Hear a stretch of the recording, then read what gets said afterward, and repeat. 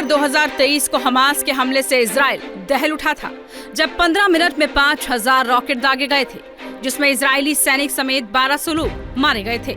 अब इजराइल ने उसी हमले का बदला ले लिया है। इस हमले का सबसे बड़ा कसूरवार हमास चीफ इस्माइल हानिया को माना जा रहा था। इजरायली डिफेंस फोर्स ने कहा था कि हमास से बदला लेकर रहेगी।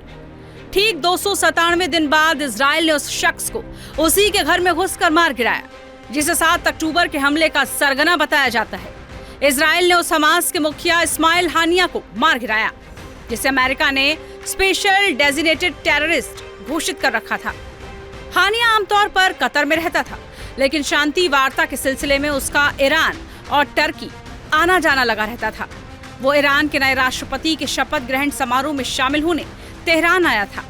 यहाँ वो ईरान के सुप्रीम लीडर अली खामेनाई से भी मिला था, लेकिन उसने शायद ही सोचा होगा कि चंद घंटे बाद इजराइल उसका ईरान में घुसकर खत्म कर देगा। इजराइल ने हालांकि अब तक हानिया पर हमले को लेकर आधिकारिक बयान नहीं दिया है, लेकिन हमास ने अपने बयान में कहा है कि इजराइल के हमले में तेहरान में हमास का मुखिया मारा गया, यानी हमास के मुखिया को इजराइल ने उसी के घर में घुसकर मार डाला, और वो भी उस तेहरान में जहां हानिया खुद को महफूज समझता था। इस हमले के बाद ईरान के सर्वोच्च नेता अयातुल्ला अली खामेनाई ने हमास नेता इस्माइल हानिया की हत्या के बाद इजराइल को कड़ी सजा देने की कसम खाई है।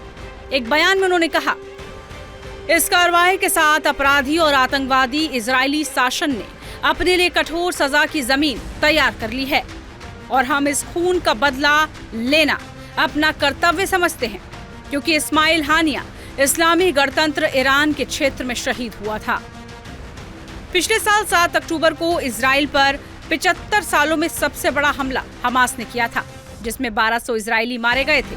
हमास चीफ इस्माइल हानिया उस वक्त कतर में था और उसने इस हमले का जश्न मनाया था।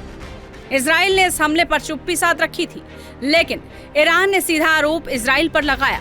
बता दें कि इस्माइल हानिया पर हमले से चंद घंटे पहले ही लेबनान में इजराइल के हवाई हमले ने हिजबुल्लाह का नंबर 2 फौद शुक्र मारा गया था।